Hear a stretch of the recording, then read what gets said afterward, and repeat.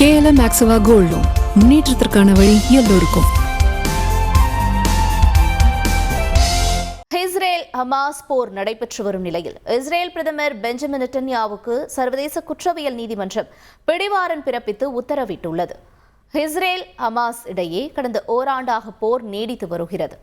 முதலில் Israel Hamas இடையே துவங்கிய போர் பிறகு லெபனானின் ஹெஸ்புல்லா ஈரான் வரை நீண்டுள்ளது. இதில் இஸ்ரேல் தாக்குதலில் காசா பகுதியில் 44,000க்கும் மேற்பட்ட பாலஸ்தீனியர்கள் கொல்லப்பட்டுள்ளனர்.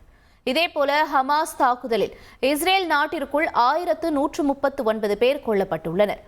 இந்த போரில் மனித உரிமைகள் மீறப்பட்டதாகவும் போர்க்குற்றங்கள் நடந்ததாகவும் விமர்சனங்கள் எழுந்த நிலையில் இது தொடர்பான வழக்கு சர்வதேச குற்றவியல் நீதிமன்றத்தில் நடந்து வந்தது.